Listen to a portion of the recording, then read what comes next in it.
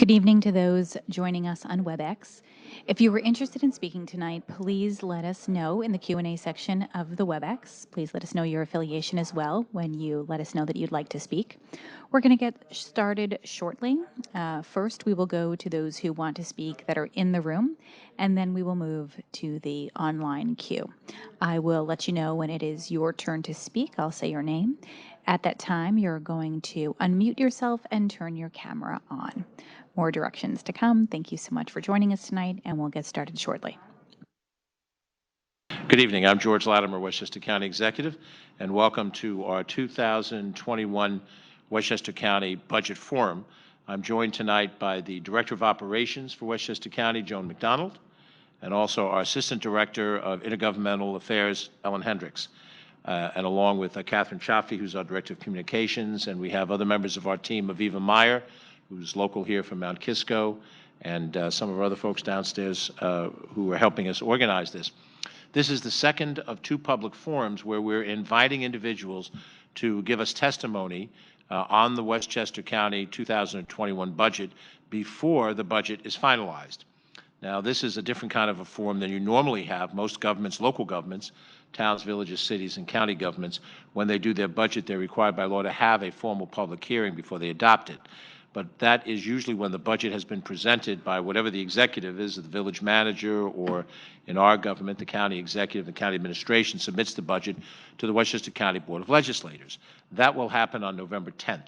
Then the Board of Legislators will spend roughly the next month analyzing the budget, proposing changes to the budget, additions and deletes.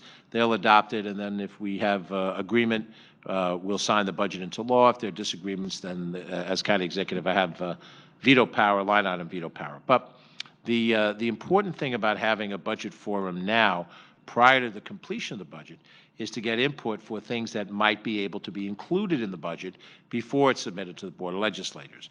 And having been a legislator at other levels of government, I thought when we had the opportunity to do that, we ought to do that and allow for input at the early stage of the process. Whatever individuals are testifying tonight are welcome to give us printed testimony as well. They can follow up their verbal testimony tonight with additional written testimony later. You can addend to your testimony. Whatever materials we get, we will share with the Board of Legislators. And then, as I've just said, after the board begins their discussion, they're going to have 3 public hearings on the budget itself published. So this is your first bite of the apple, and there will be additional bites of the apple that will follow. And, we're very happy to be able to have some of that dialogue as we go forward. We will get testimony from those folks who are here with us in the room tonight first, and then after that we will go to those who are waiting on our WebEx broadcast, and then we'll have them provide public hearing as well. You'll be able to see them on the screen behind me. Ellen, aside from her talents as the Assistant Director of Intergovernmental Relations, also is a pretty good timekeeper. And so when you're speaking, she will put up the 1-minute signal, the yellow. Yellow does not mean step on it to make it. Yellow means caution, and you have a minute left. And then the red folder will go up for stop. And obviously, we don't want to cut you off in mid-sentence, complete the sentence, but we do have to keep a time limitation to these things. It is a 3-minute time limit. And of course, as I said, you have the opportunity to submit additional testimony and so forth as we go forward.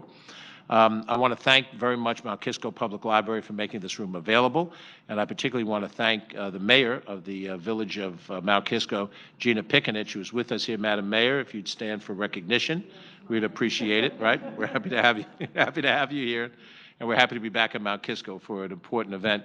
And we just want to thank the other members of the village board, some who are here, some who are watching at home as well, for their support of us doing this. We did this in New Rochelle last night, and we're trying to make sure we get out and get as wide a net as is possible. Catherine, are there any other instructions that I should cover at the front end of the testimony? Okay. If you're going to if you are participating virtually, there is a queue line in the in what's in front of you on your computer, and that is where you should enter your information, and then you'll be picked up by our folks here that allow you to testify as well. And we also want to highlight that if you have any communications that you want to share with us, you can send it to us by email at communications@westchestergov.com. and gov is G-O-V, WestchesterGov, one word.com, communications@westchestergov.com, and that's a place to send the communications that you want to share with us. So, and if you are in the room, since we're trying to make space for other people, we're not at capacity in the room at this point, but you're welcome to leave so that we keep the capacity at the level necessary. We have another 1 or 2 or 3, 4 open chairs, so as long as those chairs are open, we can accommodate additional people. I assume we're communicating with the front desk downstairs about that. But if we do reach a point at which all the chairs are full, then we'll try to make space for the next person. So I think those are the ground rules. As anything goes along, we'll try to keep you updated.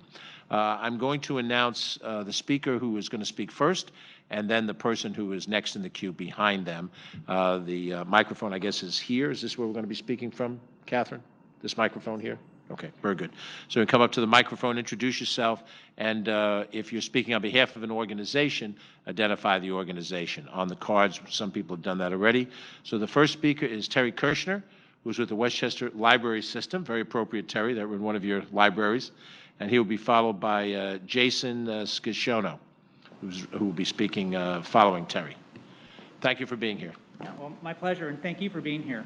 So what I really want to do is thank you really for all the work that you've done this past few months. It has been, I know, a journey. But I think, on behalf of all the nonprofits, especially Nonprofit Westchester and Westchester Women's Agenda, very pleased that you've been our leader through this. And I think one of the things that we've strived for is how do we transition from our old way of business to the new way of business. And I think as nonprofits, as libraries, we've all made a very rapid transition, and I think in many ways a very effective transition. I think we've all seen that we have a new way of life, a new way of working together. So what I'm really asking is that you continue our funding so that we can continue that journey, so that we can find new and better ways to support the people throughout Westchester County. I can speak on behalf of the public libraries. Sure, our doors were shut, but our windows were open. We were an institution that quickly flipped into the virtual world. And what we discovered is that it actually allowed us to meet a whole different range of people than we had encountered before. And in many ways, it allowed for greater social engagement, a way to reduce fear, to reduce stress. But we also discovered something else. There is a huge digital gap here in Westchester. And it doesn't matter your income. It can be for many different reasons why that gap exists.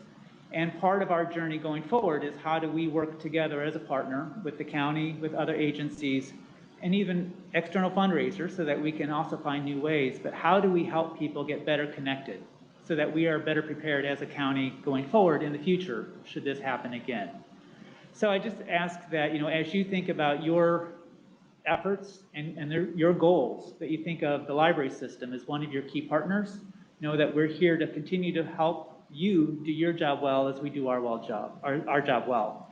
And you know this. We do, like Westchester Seniors Out Speaking, where we deal with Medicare. One of the ways that we help the county is that we do our job, which is reference. We basically help people with their 50 questions, narrow it down to one question, so that when they come to you, it's a much faster and easier conversation. So that's the type of things that we can do for you, and we just want to continue to work with you. So thank you. Thank you very much, sir.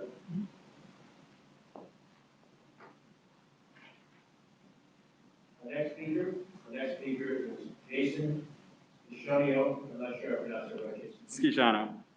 Scugano. Okay, great, thank you. Who is speaking on behalf of your show, Hines? Yes.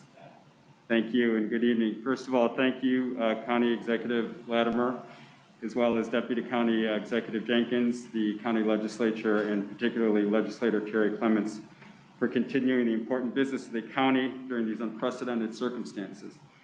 I'd like to also thank the Campership Fund and RXR via the Child Care Council of Westchester for their support of the New Rochelle Y. As you may recall from my testimony last year, I'm Jason Scugano. I live in Goldens Bridge, and I'm president of Levitt First Insurance in Terrytown.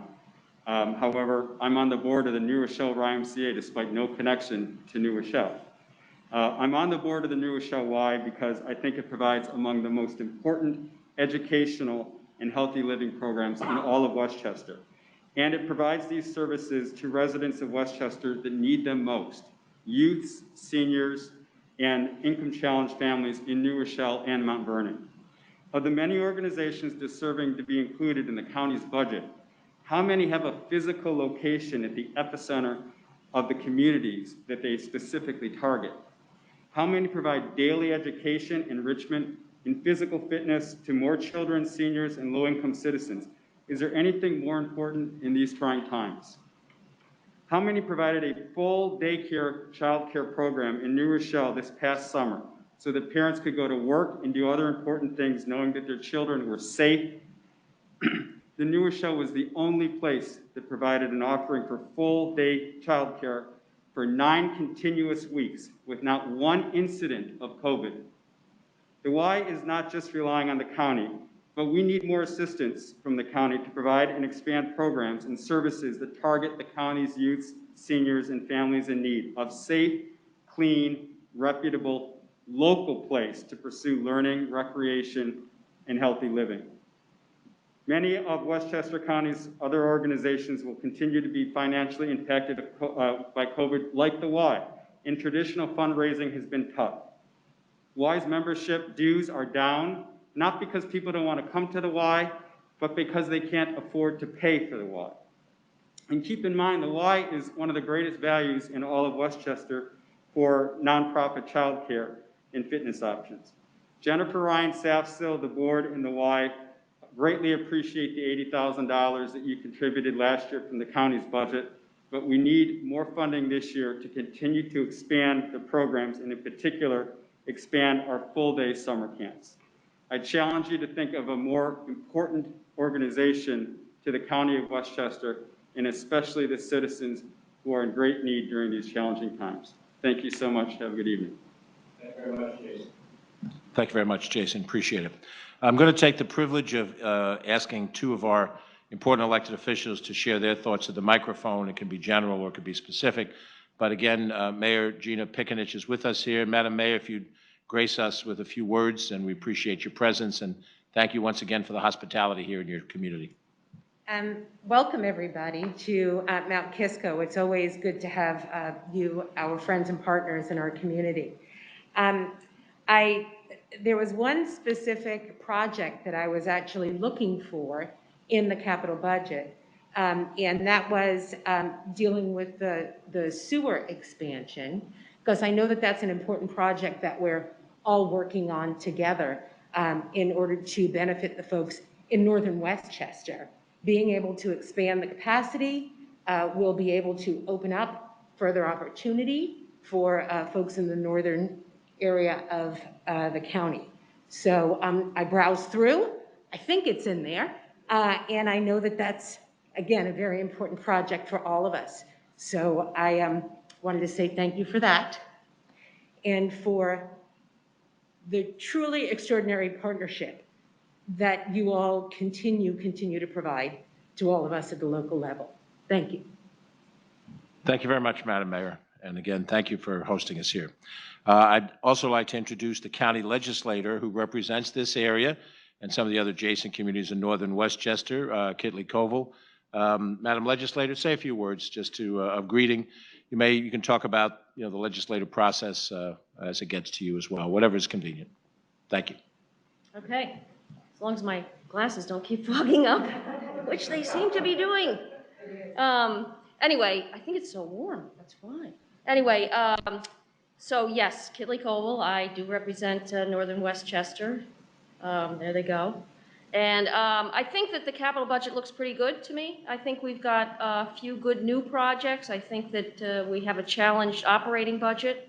But when you come to borrow at 1% these days, that's a pretty good deal, and I think we're taking good advantage of that.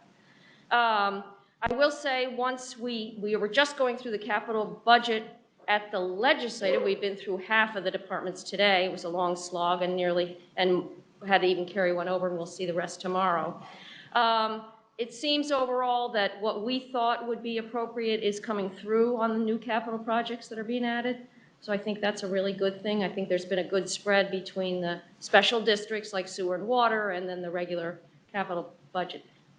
I do think we're going to have a challenging operating budget, I'm sure. I don't know what that exactly looks like yet. I know you are obviously taking comments now, and hopefully we'll have a chance to really dig deep into that. I think we have to prepare some of the nonprofits that we helped last time with a little less. I don't know. We'll see what you guys have done. I know on our side, we feel like we don't have much to play with at the legislative branch, but obviously, as most people know, the process is that we look at both operating and capital budgets. We have an ads day where we put in our ads.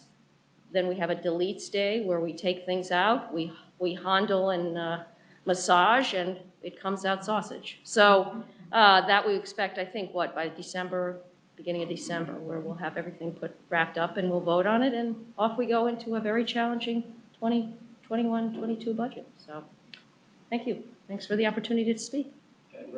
Thank you very much. Thanks for being with us tonight. We'll go virtually to see those folks that we have that are waiting. Catherine? So our first speaker on the WebEx is Danielle Ferry from the YWCA in White Plains in Central Westchester.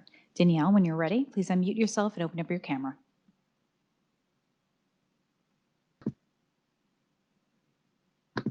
Hello, good evening. I hope everyone can hear me. My name is Danielle Ferry, and I'm the Chief Mission Impact and Advocacy Officer of the YWCA White Plains in Central Westchester. For over 90 years, the YWCA has been on a mission to eliminate racism, empower women, strengthen communities, and stand up for social justice. The YWCA is also a proud member of Nonprofit Westchester and the Westchester Women's Agenda. On behalf of the YWCA, I would like to thank you for the vital funding the county provides to the YWCA through Invest in Kids that enables us to provide our girls empowered through meaningful support, Y Leaders, and Let's Get Physical programs. The county also supports our supervised visitation, Awakenings program, and Children's Center at the county courthouse. This year, through Crucial Planning Grant that was given to NPW, the YWCA was able to embark on a planning process to establish Westchester County's first and only Center for Racial Equity. The timing of this grant could not have been better. YWCA's commitment to racial justice runs deep. Fueled by our mission, the Center for Racial Equity is the logical result of decades of action and collaboration with numerous stakeholders to address and provide solutions to the life-limiting and life-threatening impact of systemic racism in Westchester County. In our community in Westchester, the energy for racial justice is palpable. The YWCA has worked with other community groups over a multi-year period to develop a plan to provide the support, resources, and training to achieve sustainable change. The significantly more deadly impact of COVID-19 on communities of color, the growing digital divide in education stemming from the pandemic, the violent killings of George Floyd, Ahmaud Arbery, and Breonna Taylor, and so many other events reinforce what we unfortunately already know. Racism has infiltrated and continues to negatively impact every system in our country and community. The YWCA Center for Racial Equity will serve to advance and unify racial equity work in Westchester by providing the collaborative vision, platform, and space for community resources, accountability, and transformation. The YWCA will continue to provide the firm path for stakeholders to work together to achieve racial equity. The center's objectives are to strengthen and extend existing work and create new initiatives. Specifically, the center will encourage and guide complex conversations around race, provide racial justice programs and affect outcomes, empower understanding and lead innovative transformation, deepen knowledge of systemic racism, gather, analyze, and track data of racial equity barriers and progress, develop authentic anti-racist leaders, continue effective evaluation, and adapt new strategies while building community. In the coming year, the YWCA will be launching the Center for Racial Equity, which will work towards advancing our racial equity in Westchester County. We are seeking funding from the Westchester County in next year's budget to hire a center director. We also recommend that the county consider joining CARE, the Government Alliance for Racial Equity. Together, we can build a better world, and as Angela Davis has said, it is not enough to say you are not racist. We must all commit to being anti-racist. Strong alone, fearless together. Thank you for letting us speak. Thank you. Thank you very much, Ms. Ferry. We appreciate it. Just a quick little housekeeping. Ellen is our timekeeper, so those who are speaking on WebEx, please keep an eye on Ellen. Ellen, want to wave your hand real quick? There she is. She will tell you when you have 1 minute left and when your time is up. Again, time is limited to 3 minutes per speaker. The next speaker is Sharon Johnson. She is with the Grand Power Advocate Family Service Society of Yonkers. Sharon, please unmute yourself and open up your camera. Thank you. And please keep an eye on Ellen. Thank you.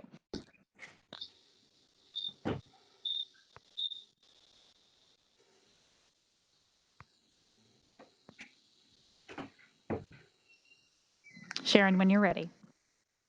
Hi, I'm Sharon Johnson. I'm a Grand Power Advocate. I'm a member of the Family Service Society of Yonkers. I'm a grandparent raising 2 grandchildren. I want to say this evening, thank you for having me speak here, and what you guys have done in your budget in granting us this funding and keeping our programs going is well appreciated. I would like to say thank you very much for your funding and hope that the funding continues, because like our kids have benefited very, very much from the programs that we are able to initiate, especially like the YES program, which empowers our young people. The YES program involves stuff like speakers coming in, introducing our young people to different ideas, taking them on trips, taking them on college tours, introducing them to simple things like hygiene. There's also, since the pandemic, we have had tutoring online.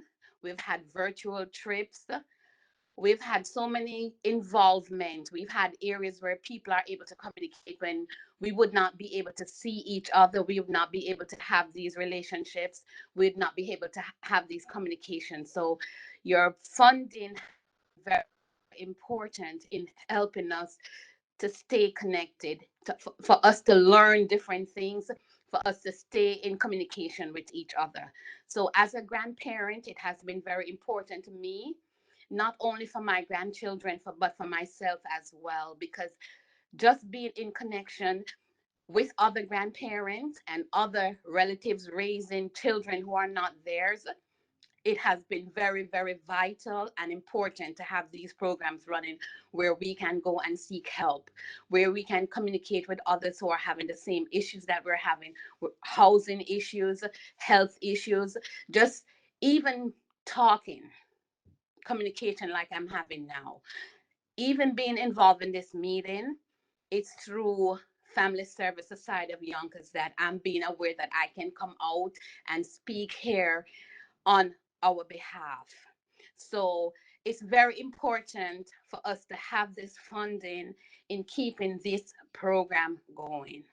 So I appreciate your funding us in the past, and I hope going on in the future that the funding will be provided for us. Thank you very much. That's all I One have. grandparent to another, thank you very much. Our next speaker is Janet Harcum.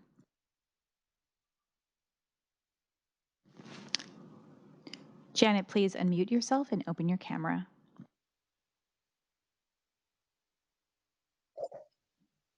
Is that working? Am I on? I don't see myself, but I hear myself. We can hear you, we can hear you, yes. Where's the camera on here?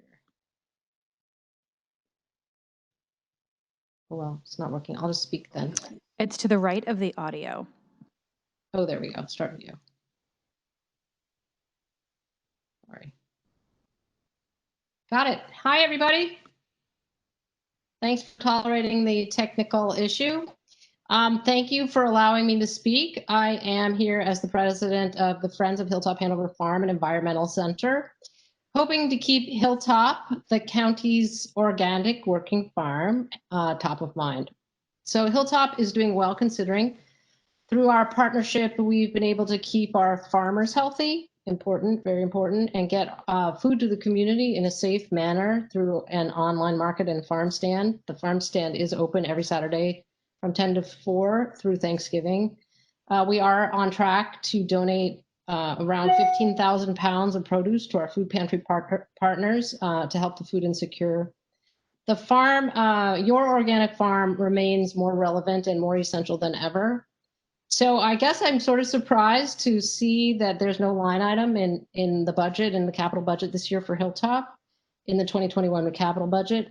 There is a master plan that an RFP has gone out, and we expect to have a consultant on board by the new year, which will help us prioritize improvements. And knowing that there's no line item for implementation of the improvements is not exactly ideal.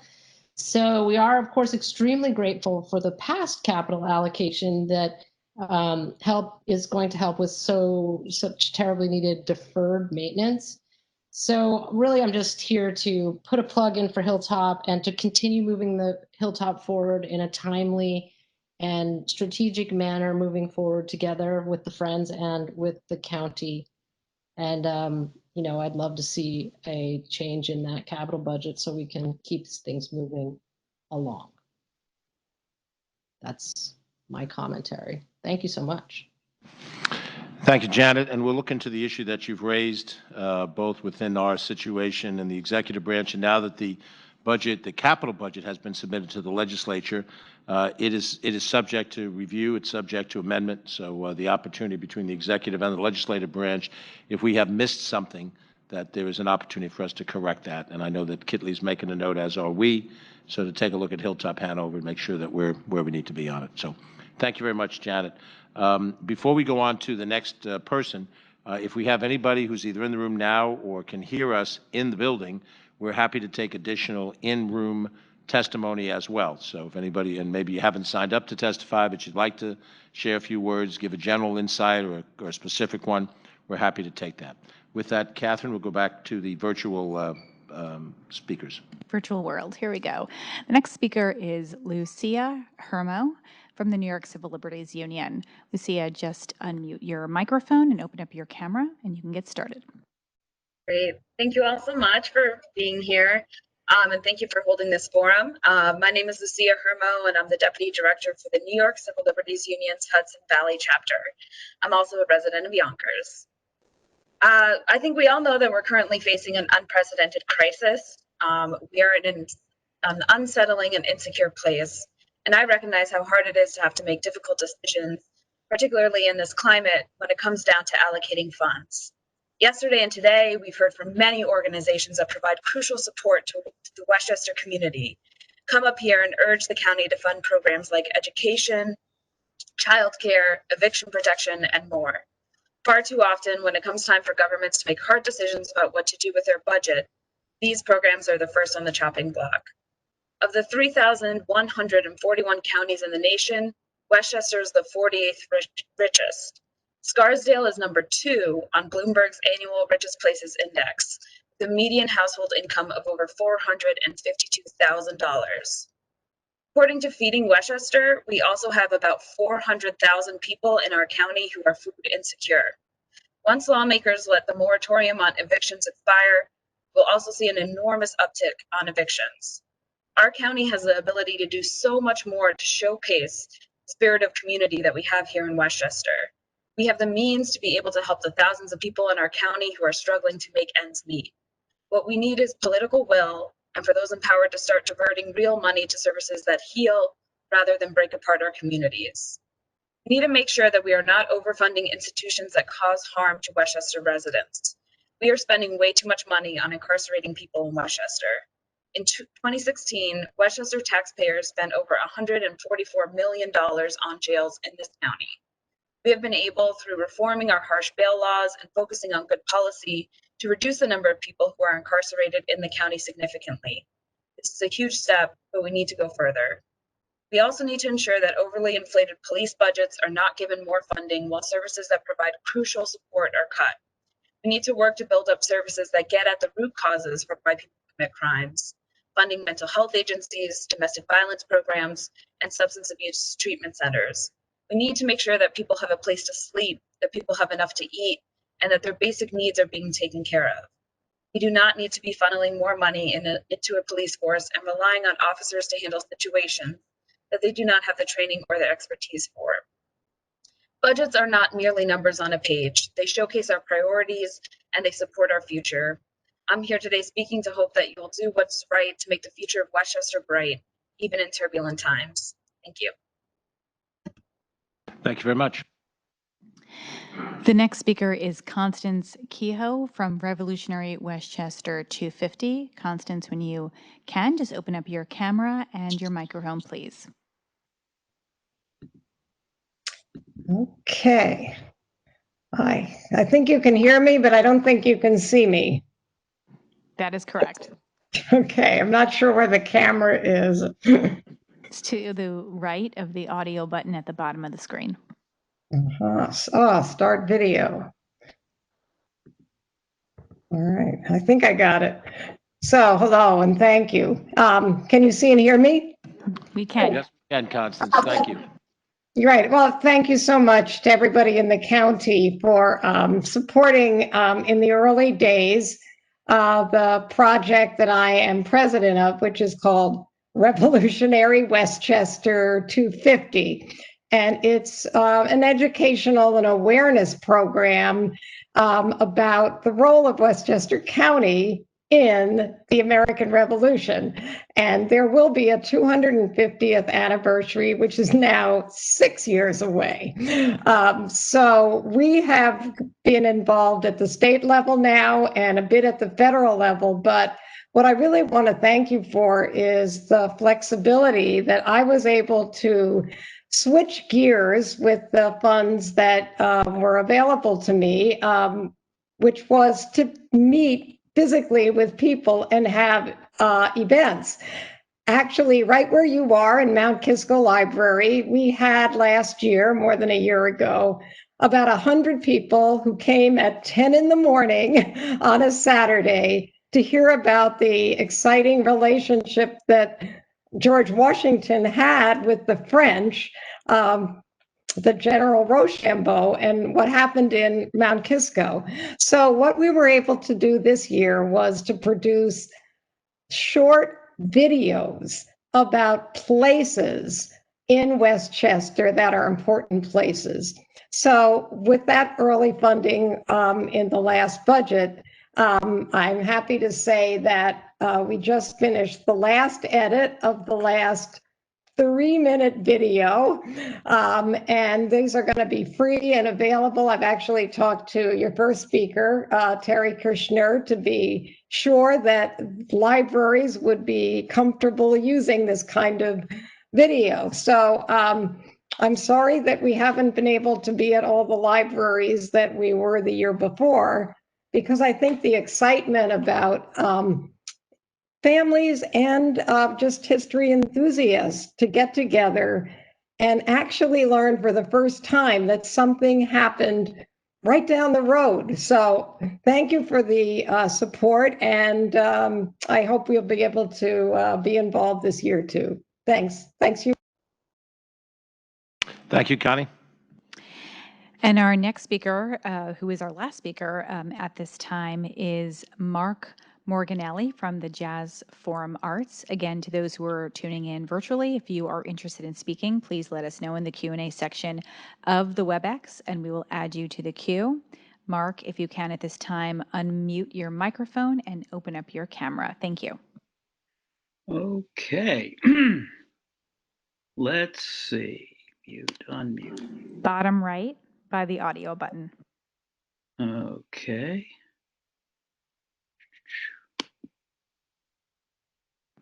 This could easily be me on the other end of the line.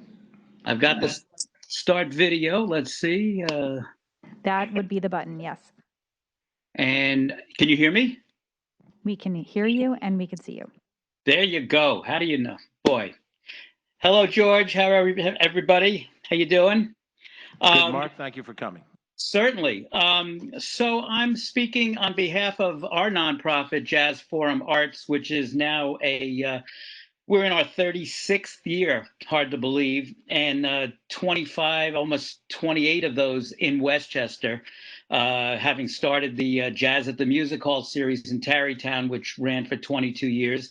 And then lots of you folks may have enjoyed some of our 34 plus free annual summer concerts at various parks and locations, most of them along the Hudson River.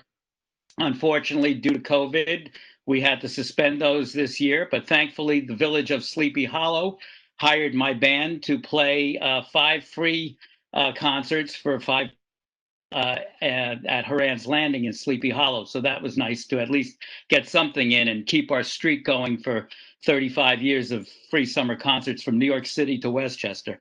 But I'm also speaking on behalf of being a grantee of Arts Westchester, which you fund on the county level, and we really appreciate that. We are basic support grantees, and also we'll be launching a program shortly to hopefully take advantage of the challenge grant, which I'm thankful has now been increased to $7,500 from the $5,000 cap, and we've gotten that every year. So we plan on starting that campaign on November 14th here with a live stream of our founding board member, David Amram, and his group celebrating David's 90th birthday. So that'll be a live stream fundraiser campaign to get that municipal challenge match from the county funds that were earmarked for Arts Westchester. So really appreciate that.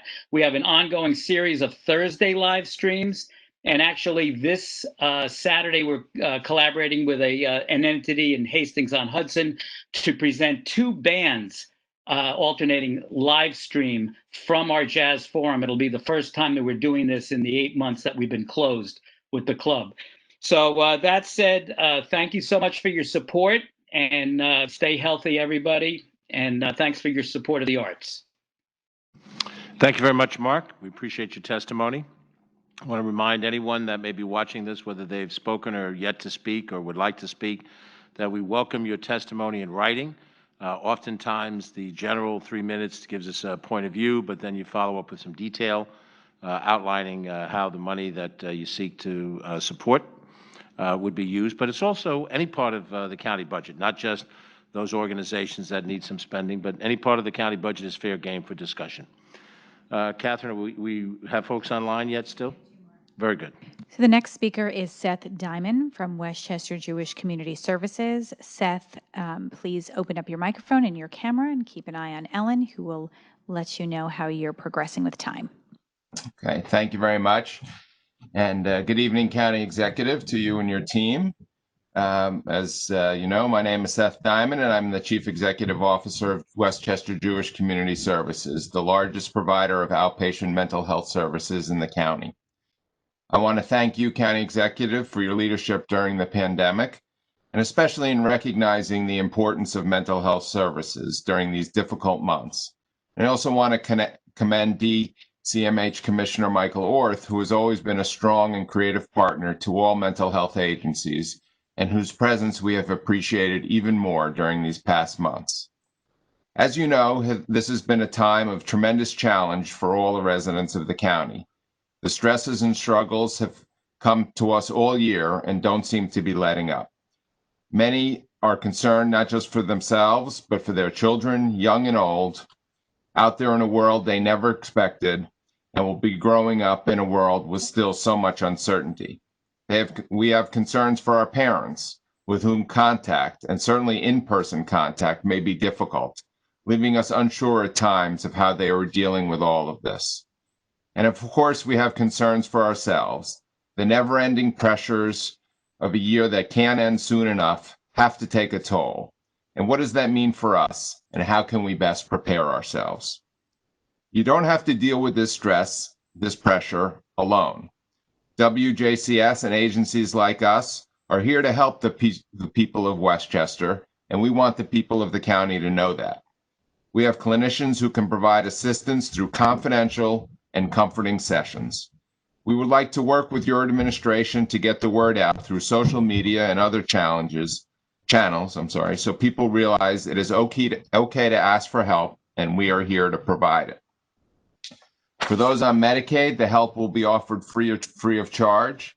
And for others, insurance plans or self-pay arrangements can be put in place. And it has never been easier to get the help.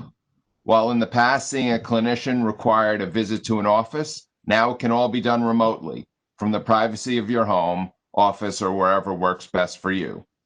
We can connect through a video session on your phone or tablet, or even what I like to label an old school telephone call. Whatever is easier for you. One call can begin the process of easing some of the burdens we are all faced for ourselves and our families. We would like to work with the county on a campaign to let people know about the availability of these services. Together, we can help get the word out from Yonkers to Peekskill and everywhere in between and let people know we can help. I look forward to working with you on this. As an addendum, we also want to work with the county on the availability of Wi-Fi services. Not only is this a critical component of education and so much of daily life, but also a key to access and potentially life-saving mental health services. Thank you, and we look forward to working with you. Thank you very much, Seth. We appreciate your time and your testimony. The next speaker that we have, which is also at this time the last speaker, again, if you're interested, please let us know in the Q&A section. But the next speaker at this time is Susan VanDolsen for Westchester for Change. Susan, when you're ready, please unmute yourself and open up your camera.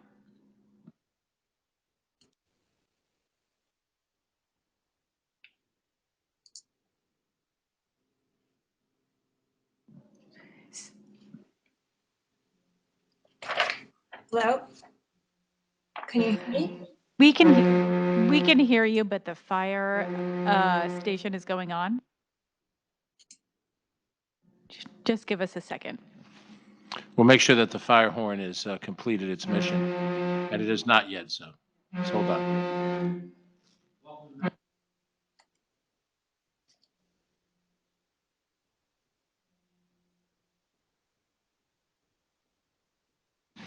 This happens every hearing, so don't be upset about it. We're accustomed to it.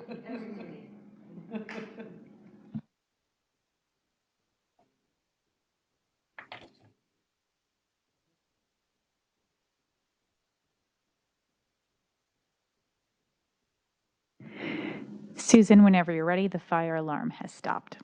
Thanks. Okay. Well, thank you so much for holding these hearings. I've usually tried to attend in person, but this year I'm online. So I want to just thank the county executive and deputy county executive and everyone in the government for dealing with the pandemic in such an artful way and helping us all get through this. The most vulnerable in our community clearly are probably suffering the most. So I am speaking from the point of view of a group called the Westchester Pretrial Implementation Coalition. My organization is Westchester for Change, and you heard from Lucia of NICLU, and there are many other groups that are in this coalition. We've met with County Executive Latimer and the Deputy County Executive Jenkins about bail reform and about the Corrections Department. So we just came up with a few questions since we haven't actually seen the budget yet. Thoughts that we have that we'd like to share with this group. So in what ways have you reallocated or examined the ability to reallocate funding from the Department of Corrections or policing to areas in need such as education, housing, and other social services whose budgets will undoubtedly be cut? Are police officers being removed from schools, especially all the schools that have not requested the presence of police officers, so that the funding can be used for services such as mental health and grief crisis centers instead?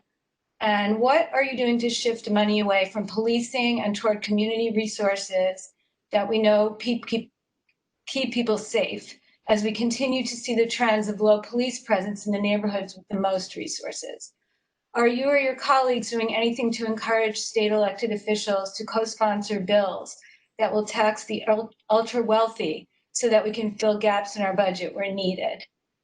So basically, I'm really just trying to put these things out there. Affordable housing, I know you did a survey, and there's a very significant need for people who are not affordable in the sense of Westchester, but affordable truly for people with low or no income.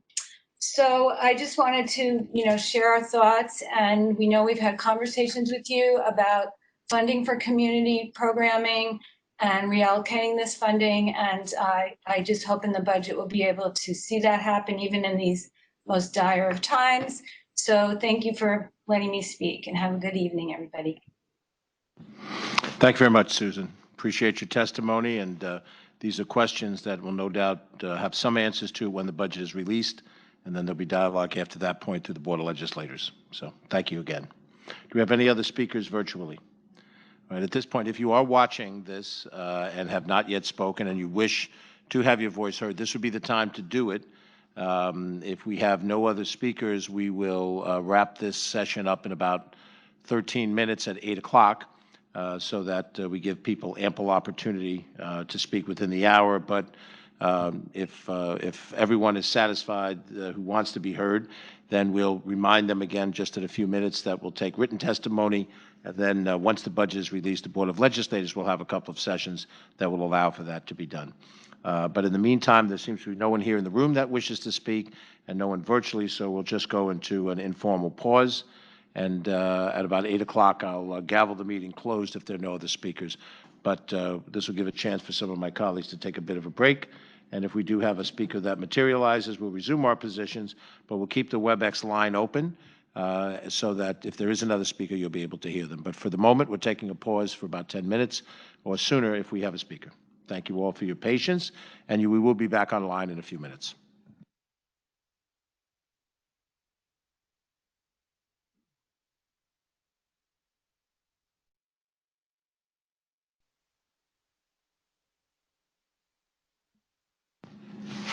This is George Latimer, Westchester County Executive. We've reconvened our 2021 County Budget Forum. I've been joined by our Director of Operations, Joan McDonald, our Assistant Director of Intergovernmental Affairs, Ellen Hendricks, who's also our timekeeper.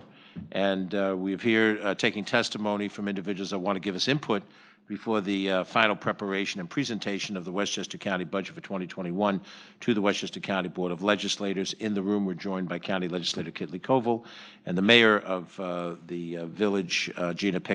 And again, we've heard testimony from slightly more than 10 speakers, and we are open for any other folks who wish to be heard here in person. This is an interesting dichotomy. We have both an in-person testimony option as well as a virtual option. We have no further speakers here in our location at the Mount Kisco Library, beautiful location for which we thank Mount Kisco. We turn to Catherine Chaffee. Do we have any additional speakers virtually? Okay. Then as we get ready to close the public hearing, I'll go over what we covered in the front end, which is the process. The executive branch, which I head with Ken Jenkins, the Deputy County Executive, Joan, Director of Operations, other members of the Executive Committee. We now have until November 10th to finalize and print the full 2021 county budget and present it to the Board of Legislators, which we will do on Tuesday, November 10th. That is the charter structured date by which we will present the budget. Between now and then, we've got a lot of work to do. We have to be able to estimate revenues, some of which will be hard to do in this budget climate. We will have to estimate what we think the state of New York will do and the federal government will do vis-a-vis either support or expenses to us. And of course, a budget is always a work in progress even after it's adopted. So those factors will come into play. While we go through the next 3 weeks or so, whatever it is, until November 10th, we welcome your written testimony at communications, plural, at westchestergov.com. And any testimony that you have, we will share amongst our executive committee team as we prepare the budget, and then we'll also make it available to the Board of Legislators. When we submit the budget to the board on November 10th, the board will now go through approximately a month in review of the budget, maybe slightly more. It's their prerogative. That can take them to near the end of December if they choose. And they will have 2 public hearings. Generally one in the northern part of the county, one in the southern part of the county, to comment on the budget itself as presented. Tonight the comments were generic without knowing what it is we're going to do or not do in the budget. So after those 2 public hearings, the board has a process of amending the budget by adding things at one date specific, by date specific, and then after that, having a public hearing, making deletions, and then having a day where they make final adoption of the budget, usually a day-long meeting. And then the budget is done. It will go to my desk for signature, and I'll either sign it into law, or I, in theory, could veto. I haven't done it yet, but I could line out and veto elements of the budget that were added, and of course, I could veto the overall budget. But we've had a, excuse me, we have had a collegial relationship, so I don't anticipate the use of the veto pen. I think that's what the negotiation process will be as the legislature does their review and as they dialogue with the administration, and amendments are made to the budget, no doubt. So we're going to close this meeting. Thank you for coming. Let me thank again Joan McDonald, Ellen Hendricks, who are both here on camera, Catherine Chaffee, whose voice you heard, if not visual. She's our Director of Communications, and she helped structure the setup here, which gave us this both virtual and in-person work. And the gentlemen on the crew that put this all together, you've done a magnificent job, and we appreciate it very much. This could be the wave of the future every time we do something like this. I see the mayor of the village shaking her head. She's got plans, too, for what might happen in the future. We also want to thank Aviva Meyer, who is part of our executive team. She is a native here in Mount Kisco, so she has the short commute tonight. And she has been very critical in accomplishing these things. So with that, I'm going to bring a close to tonight at 8 o'clock, slightly after 8. We spent an hour, but I think a productive hour. We thank all the people who gave the testimony. We look forward to seeing you in the days to come. Stay tuned. More to follow on the budget and on everything else. Have a good evening. Stay safe.